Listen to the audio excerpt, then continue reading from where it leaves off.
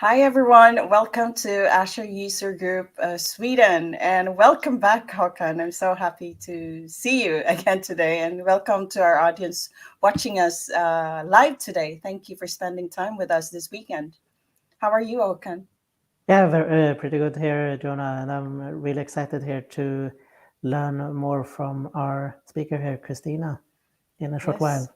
Yes, it's that's great. And before we start, should we introduce ourselves to everyone, Håkan? I Yes. can introduce you. Yeah, I mean, we have a lot of long bio, but I'll just speak from the heart. So here with me today is Håkan Silvernagel. He is Microsoft MVP for AI, and he's also very active in the community as a community leader and organizer of .NET user group Oslo in Norway, and also the AI 42 and active in the AI community in Norway.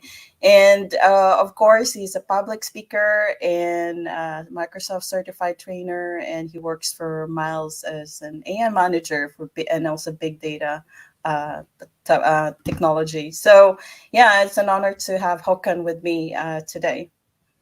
Yes, thank you, Jonah. So I want to introduce Jonah. So Jonah Anderson is working as a software engineer at Forefront Consulting, and she's also an Azure MVP, a Microsoft certified trainer, an international speaker, a mentor, and also an author. So she will soon come out with her first book. Thank you, Håkan. Yes, so glad that we can introduce ourselves, especially those that are new today in our session. So welcome. So before we go ahead and introduce our speaker, let me just show everyone our code of conduct. So Azure User Group Sweden follows the code of conduct, and we are asking everyone to be nice and friendly. I'll listen with purpose and be thoughtful, be respectful to others, seek to understand and not criticize, be curious and open to share your ideas, and be inclusive and respectful in your comments and questions. And if you think that you have some feedback or questions regarding this code of conduct, feel free to contact me and Håkan about this. All right. What else do we have, Håkan, for our audience? I believe Yeah, we we could. also have Azure Heroes and Fika. Yes. Yes, I could say a couple of words here about the Fika thing here. So after the session is finished, we would like to spend some time or give you the opportunity to spend some time with our speaker and us and discuss, what we have talked about. Maybe have some questions that you want to ask our speaker. So that's a good opportunity. So we'll show you that in the end of the session, a link so you can connect. Yes, that's right. And also, we would like to share with you the learner badger for Azure Heroes uh, as uh, as as a token of your appreciation for joining us today. All right, let's. I'm excited to bring our guest speaker today, Håkan. Yes. Hello, Christina. How are you? Hello. I'm great. Thank you. Really excited. I hope you're doing great as well. Yes. Yeah, we're great. We're great. It's weekend and we're back. Yeah. Yes, and I really like your background and the look. And yes, Thanks. yes, Likewise. welcome. So let me have a more formal introduction here to our speaker, Christina. So Christina Dvorchko, she's a lead software architect at Tieto Evry Norway, and she's also a board member at the Norwegian.net user group in Oslo. And she's in love with coding, tech, cyber, sustainability, and animal welfare. And as of recently, she's also a new Microsoft Azure MVP. So congratulations on that, Christina. Thank Congrats. you. Thank you. Very Yes. fresh. Yes, three MVPs on the show, on live on the show, the power of three, as you said Yay. earlier. Yes, and we also actually have MVPs and like friends in the community saying hi, like Stas. I know that he used to be our speaker. Hi, Yeah. Stas. then we also have another new community member, Nico, is saying hi to all of us, and a lot of us saying good morning. So great to Hi from see India, everyone. and Ashish also. Hi Ashish. He Yeah. is our next speaker coming. So our community members are speaking with us, and also saying hi, and also saying hi to you, Christina. He's So excited, and great. Simon also saying smiling and Yeah. celeb. All This right. is so Yes. awesome. Yeah. Okay. Are you ready? Yeah, I hope so. Let's hope demo gods are ready as well. So Yes. You Do you you only do need you to want to? share your screen here, Yeah, Christina. that's right. yes, just Yes. give me 1 second and I will share my screen. I Okay, hope you can see my presentation in let's a see. second. Yes. Yeah, that Yeah, looks good. Yeah, so yeah, that's great. So yeah. then we start. Let's Good luck. start.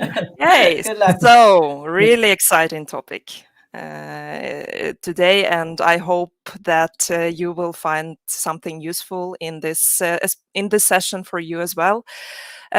So, let's talk about how we can deploy microservices to Azure Kubernetes Service with Azure DevOps Environments and multi-staged Azure Pipelines.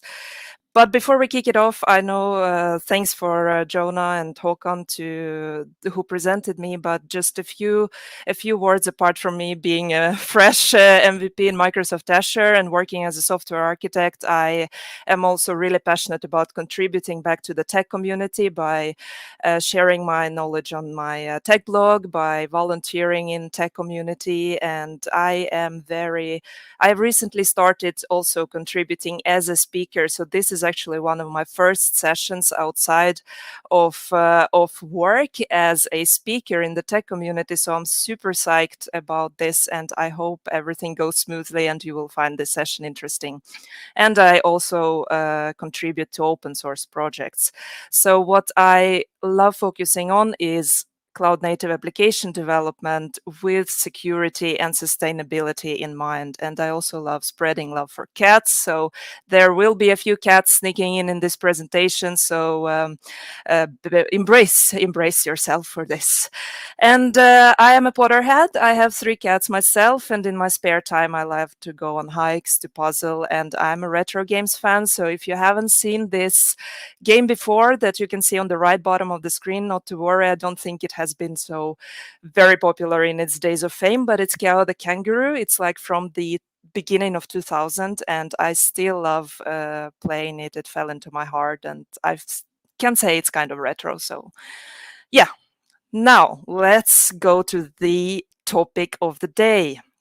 Why are we here, and why are we going to talk about Azure DevOps environments? Well, the current state of things is that there are tens or maybe even hundreds by now ways you can deploy your applications, your microservices to Kubernetes.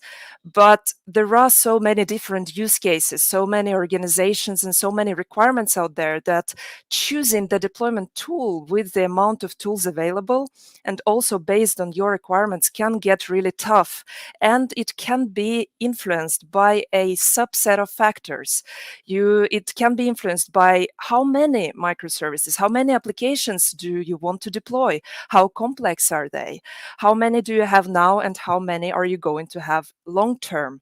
Are these applications stateful or stateless? What are the security requirements in your organization? For instance, if you want to introduce a new tool, what do you need to go through in order to be able to get this tool implemented as part of your development lifecycle?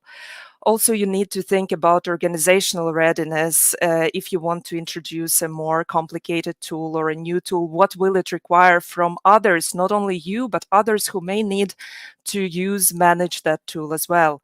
How many resources do you have available? And what is the general competence in Kubernetes, in kind of the deployment of your applications to cloud? What is the general competence in your team and your organization? And there may be so many more factors you need to consider when choosing a deployment tool. And therefore, today, I would like to go through and show you an alternative where you can utilize the additional capabilities of the software that you already are using for other purposes as part of your development lifecycle. So if you are using Azure DevOps already, this may just be an opportunity for you to explore an additional functionality that is available for you there out of the box, which is Azure DevOps Environments and Azure Pipelines. So what are Azure DevOps environments? What an Azure DevOps environment basically is, it is a deployment location. It is a place, a target where you will be deploying your applications, your microservices to. It may be Azure Kubernetes Service Cluster, or it may be any other Kubernetes distribution, but it can also be a virtual machine. So if you have use cases where you, for instance, have VMs that you want to deploy applications and host applications on, you can also target VMs as part of an Azure DevOps environment. But today we will focus on the Kubernetes targets, of course, and specifically AKS targets. And since Azure DevOps environment in itself is a location, it also consists of something called resources. And every resource represents an application that will be running on that location. So let's say if you have 5 microservices, each of them will be a separate resource that will be running on an Azure DevOps environment that represents an AKS cluster where these applications will run. And Azure DevOps environment and respective resources can also be implemented quite easily and straightforward as deployment targets as part of deployment stage in Azure Pipelines, which we will see in a moment. So why would you want to use Azure DevOps environments? As I said, there may be multiple factors, but I would like to highlight a few interesting or important reasons that you should consider. And the first reason is that you have a possibility to use a single tool for development and deployment, which makes it really easy, not only for you, but for your teams. Maybe until you mature, you get to a more advanced usage of Kubernetes, you build a more mature technical platform, especially in the beginning. It can be really great and helpful to have a single tool that you're familiar with, that you could also use to deploy your applications to AKS. And for instance, if you need to involve developers to debug issues, then they don't need to learn a new tool, to understand how it works, and things like that. And it kind of also goes naturally in reason number 2, which is a familiar UI. So you already know Azure DevOps, you know a lot of functionality in it, and therefore you don't need to learn any new UI. You don't need to get adjusted and try to make this your routine to use a new tool. Another reason can be that this Azure DevOps environments provide you a user-friendly and straightforward possibility to gather initial diagnostic about the state of your deployments. So let's say if something goes wrong, you and developers might need to, understand kubectl. What is that? How do you install it? How do you use it? How do you connect to an AKS cluster? Which commands do you need to run? So developers, in order to just gather some logs from the application, they need to know quite a lot of stuff around it, a lot about the infrastructure, about the Kubernetes itself. And, developers want to minimize their effort. They want to just sit there in peace and develop their application. So this can actually make it easier because they can utilize the same UI they use for development to gather initial information about the application, to extract logs and to identify some errors in the application straight away without even needing to use kubectl. And finally, another reason is that you can utilize the security capabilities, the RBAC, the role-based access control that already is available and set up for you in Azure DevOps globally for your organization and for repos, for pipelines. You could utilize the same users, user groups, pipeline permissions to to protect who gets access to Azure DevOps environments, who is allowed to do what.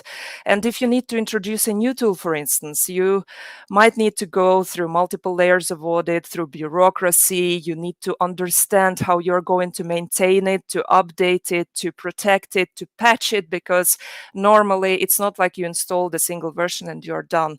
It's a new tool, it's a new third-party dependency, it's a new object that is added to your supply chain, and it will require it will add some complexity, at least in the beginning, and in the long term it will require some effort to maintain. But here you have gone through it already. You have a tool up and running where you can reuse some functionality to protect your resources, which can be really helpful in some cases. And it really helped us in our organization. We actually started with an external tool for this purpose, but we ended up in migrating all of our workloads to Azure DevOps environments and have been using it for a while now, and it works pretty well for our use case. So yes.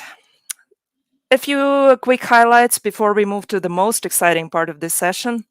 What do Azure DevOps environments provide for you? Once you deploy an application to AKS with help of Azure DevOps environments, you get information about the deployment history for every application deployed to this environment. You may go and check the work items, the change sets, which deployment failed, which changes were included into that failed deployment. You can trace back the issues back to the beginning from where it started, which will spare you some time to understand what might have gone wrong. You have possibility to set access control, both in terms of who accesses these environments, which users, user groups, but also which pipelines will be allowed to use and target that specific environment. You can use additional environment policies and checks to secure your deployments if you're not ready for continuous deployment, which means that you have all automated checks without human intervention for the whole deployment flow. But if you are not ready for that yet, you can also use not only automated checks that you can implement with help of it, but also like specific approvals, specific people or specific groups that should approve, for instance, deployment to production. You can do that with this functionality. And as I also mentioned, you get possibility to gather logs, get some initial overview, definition of your resources running in AKS. And you also, what you can see in the screenshot below here, you get a separate tab, a inbuilt pipeline execution overview, which shows you which resources were deployed as part of this build pipeline to which environments, and then you can navigate to that specific environment directly from your build pipeline. But talk is talk, theory is theory. It's really great, but I always think that it's important to demo, and that's why I have prepared an interesting, I think it's interesting, so I hope you'll like it as well. I've prepared a scenario that we'll use to go through the whole flow and see how it works. So I have an application. I have an exciting application. Since I said I am a cat fan, I have created an application that I want to get out there to AKS and make it publicly available for all the cat enthusiasts out there, that they can use it and spread love for cats on a global scale. This application is stateless. This will be my small microservice just for demo purposes. It's always simple for demos in such cases, but it's a simple .NET 6 web application, nothing super difficult here. You can see on the left-hand side, we have a Docker file that will package my app into a container. And in order to deploy it to Kubernetes, I have created a Helm chart for it. So we can take a look at the deployment. Let's see here. I have also defined some probes, which will health probes, which will also ensure that our application is up and running properly before we can access it. So let's just verify and understand, get our baseline straight, understand how it looks like. So let's attempt to run it locally with .NET Run, just to see how it looks like, because we'll also see it in a GIF in AKS. So this application is a cat encyclopedia, super simple. It will on every access generate a random cat fact of the day and a random cat image. So if I, for instance, refresh it, it will generate something new for me. And for especially magical people, you can also spread additional love by clicking on this button here, and then it will spread even more cat love for you along the way. So far, so good. Works locally on my machine. Let's take a look at how it will look like when we deploy it to AKS. Due to the time restrictions, I needed to cheat in order to make the application available for us quickly. So I have already deployed it for the first time, but I will show you anyway how you would start when you have not deployed it yet. So let's take a look at how we would start by creating an Azure DevOps environment. So as you can see here, I have one already where I have deployed it, but if you didn't have one, you would typically go to the pipeline section in Azure DevOps and to the environments tab here, and then you would click on new environment. And here comes an important point on the naming conventions. You need to think about that others will also be accessing this environment at some point. So you need to have some kind of a grouping, clean structure that would let others who need to investigate, locate the proper resource, proper environment easily to also properly name your environment and provide a good description for it. So my recommendation would be the way we have been using it is that our name consists of 3 parts. The first one represents the target, which is the Kubernetes distribution in this case, which would be AKS. And then you provide a unique ID for that specific cluster. So if we take a look here in Azure Portal, I have 2 clusters here, which I'm going to use in this demo. I will use AKS 1233. So I would use 1233 as the ID. And finally, I would use dev to represent the environment type that we're deploying to, which in this case will be development, or it will be prod for production or staging for staging and so on. And then you need to provide a description. That will say like what kind of environment this is and what kind of resources will be deployed there. And then you can choose the type or not choose it if you want to add resources later. But if you choose a type, you would need to add your first resource straight away. So I would choose Kubernetes. And then every resource gets the name based on the namespace that you will use to deploy your applications to. So what it will do now, it will populate. You could choose another generic provider, means that if you don't want to use AKS, you could use another Kubernetes distribution. And then I could choose the Azure subscription, and it will populate the clusters here. And you could either choose an existing namespace if you pre-created it. So since I have an app already running, I have pre-created it, but you can also provide a new name, and then Azure DevOps will create a namespace in that AKS cluster for you. And let's say test. And once you would do that, you would click validate, and then it will create or validate your namespace, check that everything looks good, and create a service connection for you, which will allow Azure DevOps to actually deploy things to an AKS cluster. And once you click validate and create, it will pop up here, just as you can see in the existing environment, and it will generate your first resource here. And service connection is important in this case. So let's take a look at what happened once I created this Azure DevOps environment. AKS 1233 dev. Let's go to service connections here in Azure DevOps.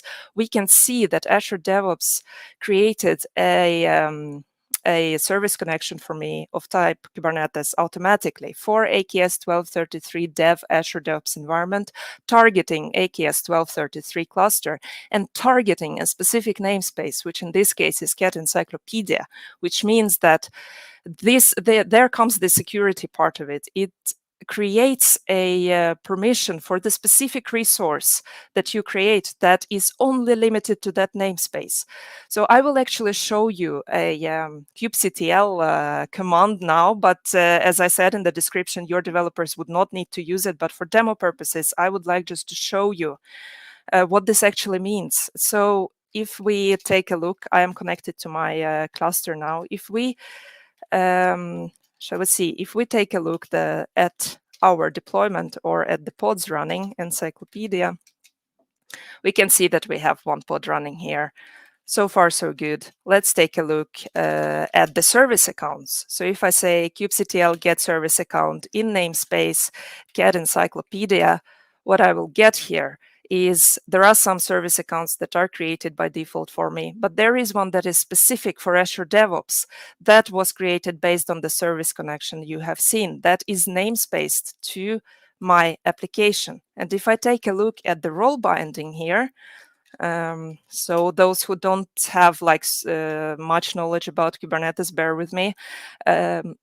If we take a look at the role binding here, what is the difference between cluster role and role binding? So cluster role bindings provide permissions that are affecting the whole cluster, but role binding provides permissions to a specific service account in a specific namespace. So as you can see here, the Azure DevOps created cluster admin permissions for service account DA664, which we saw here, with admin permissions on Cat Encyclopedia namespace, which means that this specific resource, Azure DevOps, is allowed to perform actions only in this specific namespace and not outside of it. So if you have any other apps running, it will not be allowed to do that since it's namespace to this specific namespace.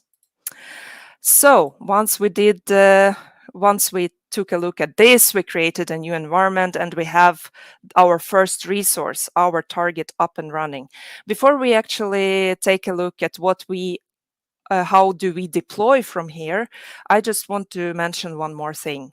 And this goes about the namespace conflicts and the way you are grouping your resources in Azure DevOps. Actually, what is interesting is that Azure DevOps allows you to mix and match your resources targeting different clusters as part of a single Azure DevOps environment. But the problem here is that you need to be really careful about it because you may end up in having namespace conflicts. So if I were to deploy my Cat Encyclopedia to one more cluster as well, and I don't want to create a separate environment for it, I don't want to create a new namespace for it, I just want to use the same environment, what will happen then? If I try to add one more resource here, let's see, but I want to target my other cluster, 1234. And then I would say that I still want to use the same name, the same namespace. I want it to be consistent. What will happen now is that I will actually not be allowed to do that, because even though it will create a namespace for me right now in my cluster 1234, I will actually not be allowed in Azure DevOps itself to create a resource, because it counts this. It has this unique this requirement of having a unique namespace independent of which cluster it targets. So we found this out the hard way. I haven't seen it in any documentation. If you have, please add a comment about that. But I haven't seen it being documented by Microsoft, actually. So you need to be aware of that, and which means that if you want to mix and match, I would not recommend it. Also, to have it clean and consistent, in my head, an Azure DevOps environment should represent a single location, which makes it more understandable for everyone else trying to check and locate things externally.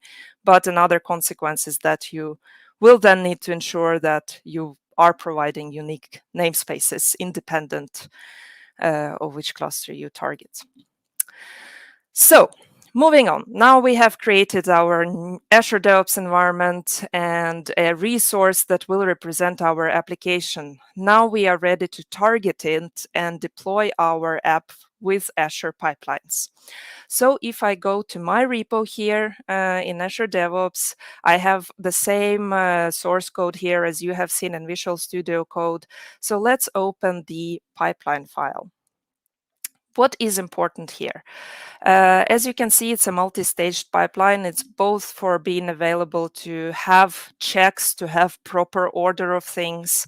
In this case, I would recommend to create different stages. You may have additional stages apart from building an application. You can also have stage for running auto tests, for running security checks before you reach the deployment stage. So it's a very nice capability to use multi-staged pipelines. So I have a separate stage here for building my app. Nothing, no science, no advanced science here. It just runs .NET Build, publishes an app, builds, packages it in a container image, and packages a Helm chart for me, which I, to make it easy, it will just publish my package and publish my Helm chart, and I'll just download it, this artifact, in my deployment stage. So when we go to the deployment stage, this one we can ignore for now, which deploys WordPress. We will see later why I have created it. So it's disabled for now here. If we go to the deployment stage for my app, here a few important things is that it depends on the build stage, which means we don't attempt to deploy our application before we actually have built and packaged it properly. And then we go to the jobs section. And what is interesting here is that it's using a specific job type. It's not a regular job, which you have seen here in the build stage, where you just saw job. It's actually a specific job type called deployment, which allows us to provide an additional property, which will let Azure Pipelines know, hey, I need to use an Azure DevOps environment to deploy this app here. And initially, the easiest way to provide a target for an Azure DevOps environment is you just hard code it. You say the name of the Azure DevOps environment, and then the name of your resource that you will deploy to. But what I recommend is to actually use a variable that is stored in a variable group. If we go here to the library, we can see that I have a variable group for Azure DevOps environments, where you can have multiple variables, one representing development if you have a single environment, or multiple dev environments, and production. And why I want to use that, and the reason for this is that if you need at some point to move your workloads, if something changes, you would need to move them to a new Azure DevOps environment, then you would need to go and locate every single pipeline you are deploying to and change this hard-coded value to something else. A lot of clicks. You don't want that, probably. I wouldn't want that. But if you have it stored in a library, in a variable group, then you just need to update it one place here, and that's it. Everyone will pick it up. And you can reference it here, just as any other variable you would use in Azure Pipelines. And you can also use this as a variable as well. You could reference it as well. But an important part here, if you are using a variable group, you need also to ensure that you import it in the top level of your pipeline, because Azure Pipelines needs to populate it during the compilation stage. And if you only add it to that specific stage, it will not be able to do that. So you would need to use the top level of your pipeline to actually import it. And that's it. Once you have provided the property with your environment, it will know where it needs to do it. So when you run, in my case, a Helm deploy task, which will run a Helm install or Helm upgrade, it will just automatically connect it to the Azure DevOps environment and the respective resource that you have chosen. So since I had to kind of spare some time, we can go to the last pipeline execution here and go to the deploy dev stage and take a look at deploy cat encyclopedia. And as you can see, it was deployed to this public URL. So if I try to access it now, I can actually see that now it's publicly available for everyone to spread love, to read more about cats, to enjoy my cat encyclopedia. And this is really great. So now it's up and running. And what do we actually get to see once it's up and running? Through Azure, directly from Azure DevOps. As I mentioned, here you get a new tab which is environments. So if we go to that one, we can see what has been deployed to which environment, to which resources those were. So if you are deploying to multiple environments, if you, let's say, if you have an additional production stage, you would get multiple sections here. You would get something for, you will get a new section for a production cluster, for instance. And if you have multiple applications that you're deploying as part of the same pipeline to the same Azure DevOps environment, you will also get multiple entries here under jobs. And then from here, you can also easily go to that specific environment and you are in. So we are basically here in this environment section. So what do we get to see from here? As I mentioned, you get to see deployment history. So if we go to deployments, we can see that I can see all the history. If you have multiple applications, you will also get a history of all deployments for all the apps in that environment. You can filter then based on the resource to kind of, if you need to target, to check a specific application, specific microservice, you can just filter for that resource here to get logs only for that one. And then I can go into each and every one of those and I can take a look at the jobs. I can take a look at the changes associated with it, who did the change, and if any work items were connected to it. In this case, there weren't because I'm all by myself in this Azure DevOps instance.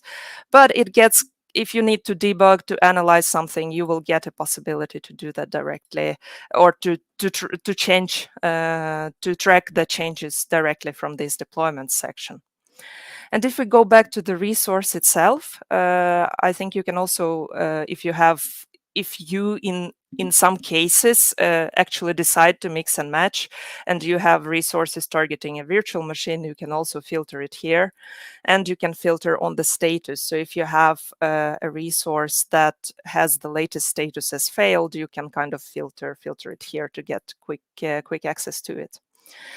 So if we go to Cat Encyclopedia resource representing my application, from here I also get some possibilities. I can see my deployment. So if I have multiple pods, I will be able to see it here. I can see which container image it is currently using, and I get to see also some labels here, like that it is managed by Helm, which version it has, and which Helm chart version it is using, which also may help here as well. In case you have some daemon sets, stateful sets that you have deployed as part of your microservice in that cluster, in that environment, you can also filter on that here. But here I have only a deployment, which, for those of you who don't know, a deployment, this is a Kubernetes resource which abstracts or represents a collection of pods that represent your application. Also, another interesting thing, if we go to services, we get also information about which services are exposing my pods. So a service, since pods are can die at any minute, they can get destroyed. You cannot bind yourself to the pod IP. And service in this case comes in and is able to abstract this so that all the requests hitting that your AKS cluster that want to reach your app, this will make it easier to route the requests to a specific service, and the pods in the background can die and be exchanged and whatever. So you can also get some information about the service that your application pods are exposed on. You can get information about the cluster IP, the selectors, the labels, if there is any session affinity, which port, and you can from here also navigate back to the workload or to your deployment, to your pods. And if we take a look as well back to the services, you can, if you have multiple service types, in this case I have only cluster IP type of a service, you could also filter it here. And I also mentioned that it's possible to get information about the logs. So if we go back, let's see, now I was maybe too fast. In the workload section, if I click on my deployment and click on one of the pods, I can get some overview about my pod its status, what conditions it needs to be marked as healthy, which image it's using, which node it's running on, and when it was created. And if I go to logs, I can be able to retrieve the logs of the application as well. So one thing to mention, it's not streaming live. You actually need to refresh to get the latest logs populated here for you. But you get at least your logs directly in Azure DevOps UI. And then you can go to YAML section to get some information about the current definition of your resources running in your AKS cluster. So here is the pod definition where you can take a look at some metadata, managed fields, the latest events for the pod, see if there are any volumes it's using, what is defined here, which health probes, and so on and so forth. So you can get it directly from here, which you would normally use when you want to go to kubectl and do kubectl describe pod, for instance. But I still want to do to show you one thing so that you can also see it live. And for that, I would actually want to do some damage to show you what happens if the deployment actually goes wrong. So now I have a good health probe configured here for my app, which means that it's using the proper health probe to identify if the pod is healthy. So let's do some damage. Let's change this one to a bad health probe to simulate an error in our app. So I will change it to a specific endpoint that I have created to simulate this situation. So I will change it to bad health. I think that's the one. Just give me a second. I'll double check that I'm using the correct bad health. Yes. And let's commit this change. And made some damage. And let's connect it to a specific bug that I created for this specific use case. Once we commit, I am committing without pull requests. Of course, don't do it in real life. But for this specific purpose, I'm just doing damage directly on the master branch. So let's run our app. Once we have done that, we will take a look at what will happen. And while it's building, it will take under a minute. I just want to share a useful tip with you. As you have seen, I have publicly exposed my application. And in a real life scenario, or for you would typically do that by creating an ingress controller, by setting up DNS zone, ensuring that everything is up and running. But AKS has actually a very useful add-on that you could use that will do all of it for you. So when you are doing some stuff in development or testing and you need to do it quickly on a dev cluster you set up just for yourself, you could use an add-on called HTTP application routing. And this add-on basically provides you an opportunity. It will create everything for you. It will set up a DNS zone for you, and for every new application you want to expose, it will create a DNS entry for you automatically and expose it on a public URL that is specific for that AKS cluster. And the only thing you would need to do in that case is that you would need to tell AKS that, hey, I am using, so in the ingress section of, for the ingress resource for your application, you would just need to provide an ingress class annotation saying that you want to use HTTP application routing add-on. And then you would need to let it know which host it should expose it on, and the DNS zone, provide the DNS zone that it created for you for your cluster. And that's it. And it will automatically expose it for you. As I said, just for development, it's not for production, but it really allows you to do it really quickly. So if we go back here, and also I would, let's see, I will also show you how we can watch what's happening here in real life, again with kubectl, just for the demo purposes. Let's get our pods and let's watch in real time what's happening. So as you can see, we have the old one that is still up and running, which is really awesome. With Helm, rolling upgrade is happening automatically, which means we are still able to access our application here, even though we saw that the other the new pod with the new version is actually have already restarted. Yeah, you see, it just keeps on restarting, which is not a good sign. So if we go back to, yeah, it has a 2 minutes timeout, but we already now can see that something is happening in Azure DevOps environments. So if we go, let's see, if we go here to the deployment, no, sorry, I used the wrong, navigated the wrong here. From here, from Resources tab, we can see that it is already marked as not ready, and we can go into it. Oh, I forgot to update the version, so it just overwrote this one. But that's how it is during demo. You forget details, but you can go and to this pod already now without needing to get any kubectl logs or anything. You can see can take a look at what's happening. You see it's marked as unready. You can see that it's marked, it's set to false. The containers are not ready. And if we go to the logs, we can actually see here, let's see if I can, boom, I have some application errors in here, which tell me that something really terrible happened. It can't load cats and we really need to check our health probe. So right, so now we can actually see that something went really wrong. And if we go back to the deployments here and take a look at the changes, we can see what happened here. I made some damage. So this is probably a red flag, definitely a red flag based on the bug that it was connected to.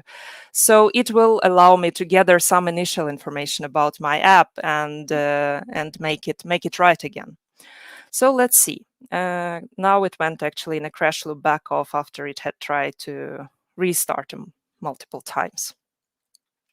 Now, let's try to fix it and also add some additional policies to ensure that, we prevent this situation from happening again. And here I would like to show you another a capability that I also mentioned in Azure DevOps Environments, where you can add additional checks, additional approvals and checks. But before we do that, one minor thing as well, when I mentioned security, you can actually also set role-based access control, both for the users and user groups and also for pipelines. So if you can both set it for the environments page as a whole to identify who has access to this environments page in Azure DevOps, you can configure it here. But you can also go to a specific environment, go to security, and here you are able to define which role, which group, which user has on that specific location, on that specific cluster, on that specific Azure DevOps environment. And here you can see also a separate section for pipeline permissions. And currently I have only one pipeline, but if I had multiple, I would be able to add them by if I need it, or I can open access for all of them, which you probably don't want to do. So, but on the environment as a whole, on that location as a whole, you can also add some additional approvals and checks. And there is a collection of default approvals and checks available for you. And today I will show you two of them. I will show you the check for approvals, which means that before we do deployment, we need to, specific users will need to approve it. Since I'm all by myself, I will kind of simulate the situation and just add myself as an approver. You could have some instructions here that can be as a checklist for those reviewing the deployment. And you can say if you allow approvals to approve their own runs or not. I need to, since I'm all by myself, but typically you wouldn't want that. And timeout 2 days. If no one reviewed it in 2 days, it will just time out. So we'll add this one. I will not go through all the checks due to the time limitations, so I will just quickly show you the second one as well, which is an exclusive lock. And in this case, what it basically means is that if you have two deployment stages or two deployment jobs that are trying to target the same environment at the same time, only the latest will run and the previous one will get cancelled. In some cases, it may make sense if you are moving your resources, you might not want anybody to run deployment for those resources in between, and then you can actually use this exclusive lock, and then it explains that only the latest stage will run. And once again, I'll set timeout to 2 days. And let's go back and fix the damage we have done. So if I go back to the health probes I have defined here in the deployment and get it back to normal again, let's change it back to OK. Fixing health probes. Let's connect it back to this user story. And to show you, to simulate the situation where exclusive lock will trigger as well, let's enable the other stage, which also will attempt to run in parallel with deployment of our cat encyclopedia app. It will try to deploy WordPress. Simple WordPress Helm chart, so nothing difficult here. It will just install the Helm chart for WordPress and attempt to deploy it to that environment. You can actually also just target a specific environment, and it will attempt to create a resource for you. Let's see. Let's also add a descriptive comment: deploy WordPress. All right. Then we are good to go. Let's trigger our pipeline again just to ensure that our Helm upgrade didn't go in a deadlock. Let's take a look at Helm history for our cat encyclopedia release in namespace cat encyclopedia. We can see that now it actually failed. The release we wanted to do, release number 6, it actually failed. So now we are good to go. So let's quickly run our pipeline. I'm getting really pressed on the time here, but this will be the last demo I wanted to show you. Now it will just need a second to warm up. And we can also actually take a look at, let's see, add the deployment live. Get pods, cat encyclopedia. Let's watch live what will happen. Yes, I think we just need a few more seconds. And I will take a look at my cheat sheet to ensure that I haven't forgot to mention any important things to you. No, that should be good. Let's see here.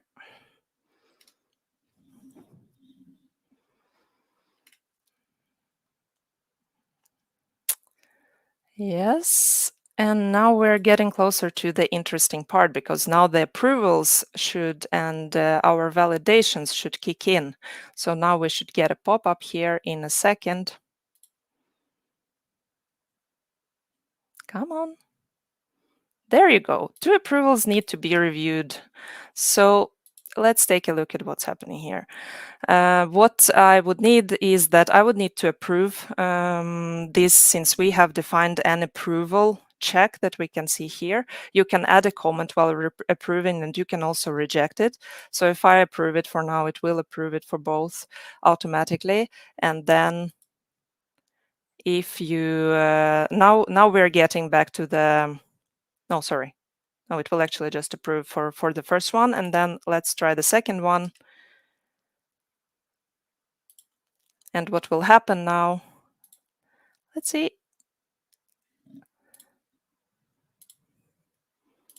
Maybe my demo. Let's see here. View. Oh, no. Yeah. It's a bit hard to simulate this this request, actually, this exclusive lock. So I wasn't very lucky this time, looks like. But typically it should. Let's see.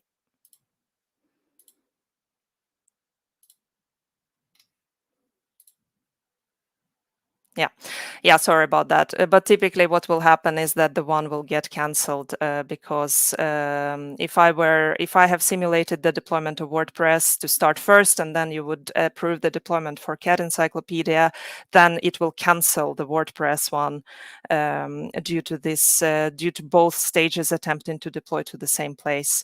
But due to time, I will not try to attempt it once again. But you could play around it with yourself as well. I think there are very few cases we haven't used it, so I just wanted to try it out for this demo, and I got it working yesterday, but not today.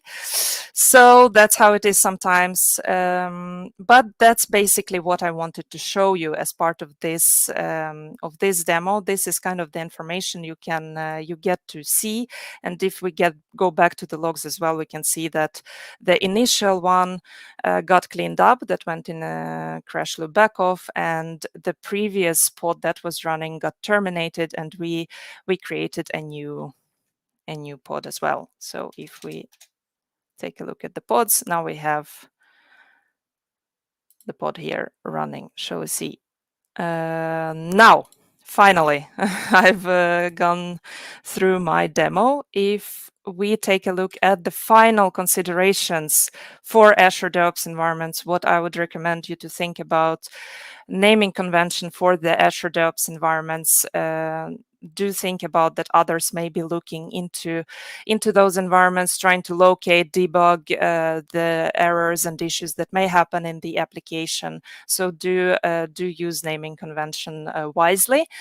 Also think about grouping, how you will be grouping resources across Azure DevOps environments to avoid namespace conflicts, but also to make it cleaner.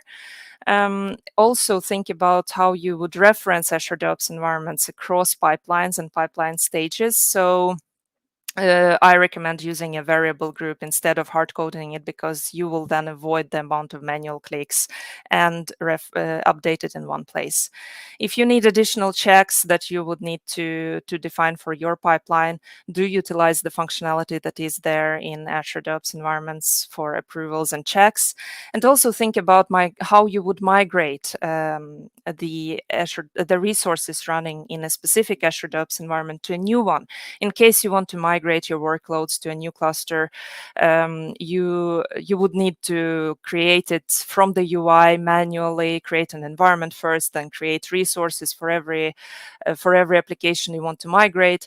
But I would recommend to automate it. There is a REST API from Azure DevOps that is available for you to do that.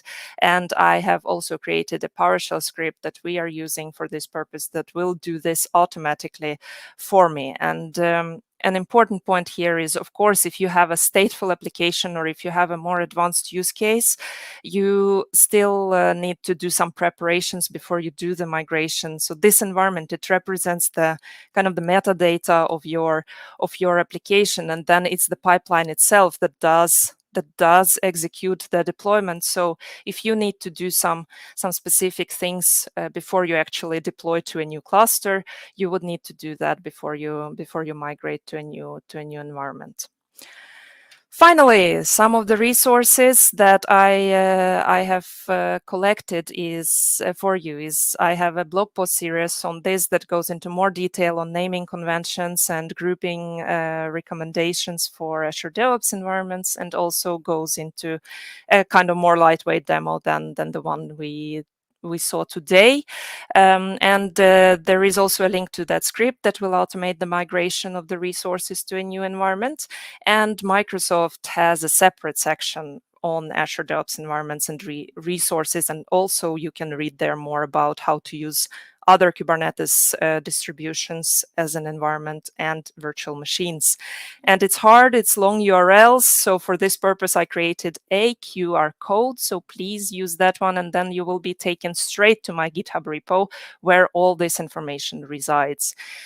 And if you have any questions, just let's chat about it.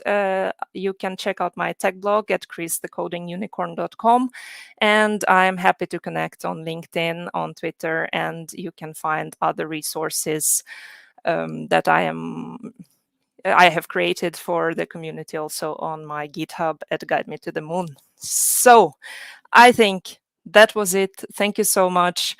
I hope you found some useful information for yourself as well. And yeah, let me stop the screen sharing here. Do let me know if you have any questions. And yeah, thank you so much. I think that was what I wanted to show today. A bit Yes. over time. Sorry about that. Yeah, I really tried to shorten no. it. No problem. Yes. It was a good inception you did there at the end. Yeah, that's a bit. That's how it is Yes. sharing from the web. Yes. Thank you for the great presentation. I think I learned a lot from this, and I hope our audience have learned a lot as well from your live coding and demo. So thank you so much for that. Let me see. We do have some feedback or questions. So let's take, are you ready to take questions now, Yeah, Christina? Yeah, sure. yeah, sure. Let's see. We have a question here. Since we are talking Yeah, about deploying, yes, wouldn't it be better to yeah. use GitOps?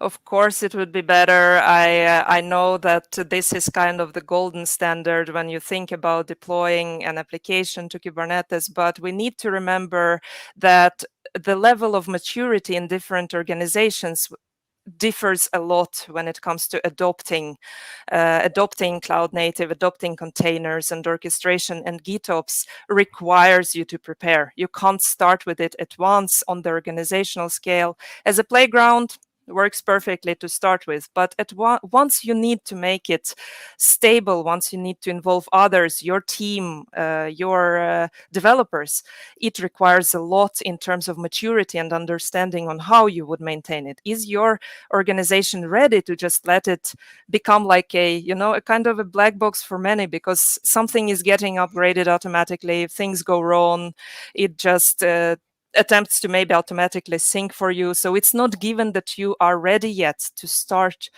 doing GitOps. This can be a something in between. It can let you start. If you have some microservices that you are running, it gives you an opportunity to utilize what you already have while you mature.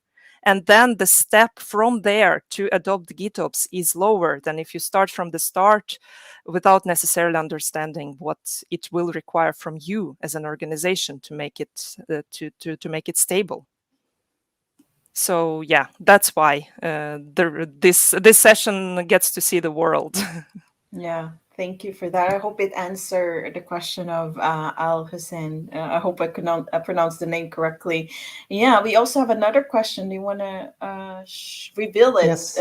So we have Yes, a question here from Ashish. He says that I use deployment groups for my VMs, and the benefit I get is that I can share it with different projects in Azure DevOps. But I cannot use deployment groups with YAML pipelines, but with releases. Deployment groups with releases. Not sure about that one, actually. I'm not sure I understand that one.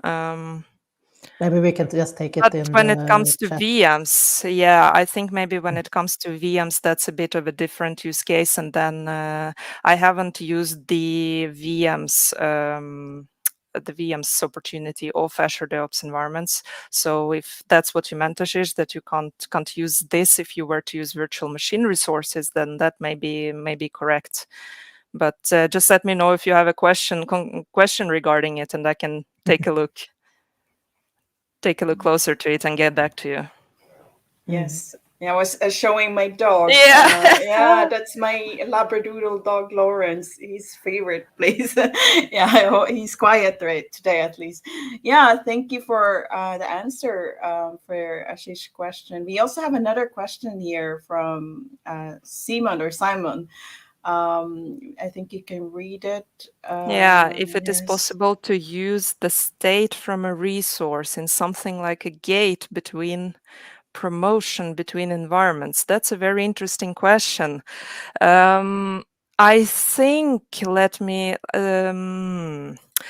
let's see. I think there is some possibility because there are some checks that you could work with, that you could customize a bit to see if you can, for instance, this new check that goes about evaluating artifacts, it's still in preview, and I think they will develop it a bit more, and there you can actually customize you can use like a custom template where you can define the rules that will allow this deployment for this specific container image to continue or not.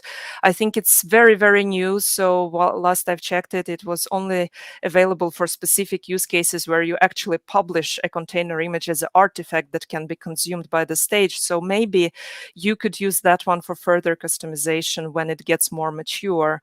But as of now, I haven't seen any other possibilities for customization unless you trigger something like an Azure function or a call a REST API that could check it for you, which also are separate controls there that you could play around with. But nothing like natively built and available for you to use for that purpose.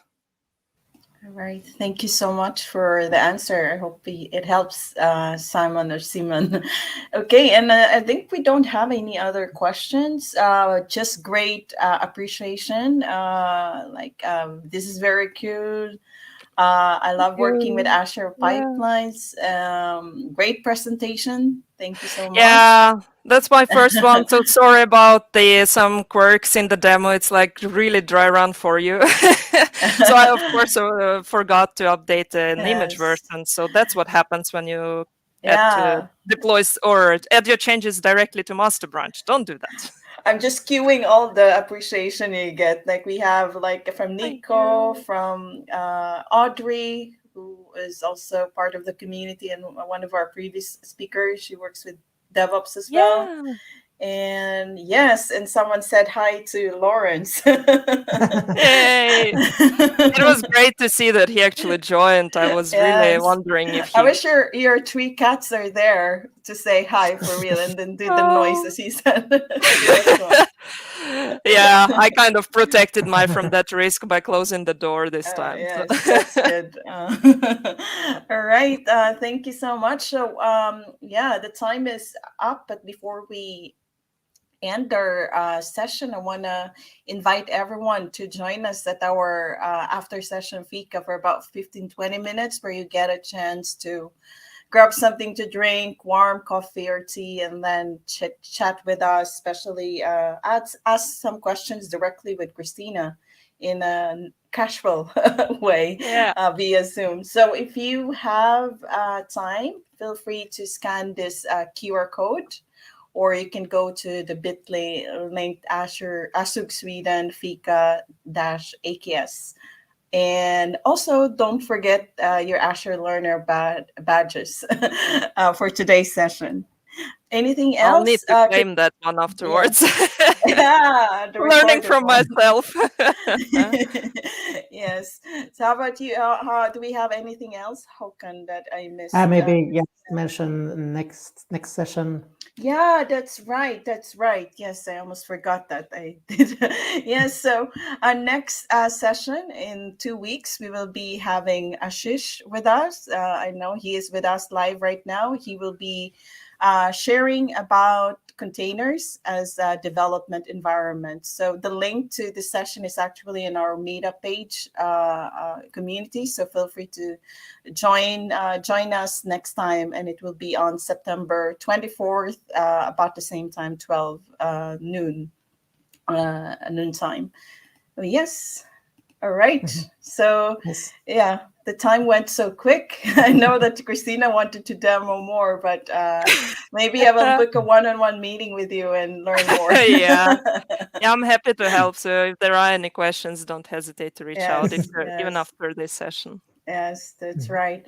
Okay, so see you everyone on our Fika, and I hope everyone great weekend from us. Yes. Bye-bye. Thank you. Bye. Bye.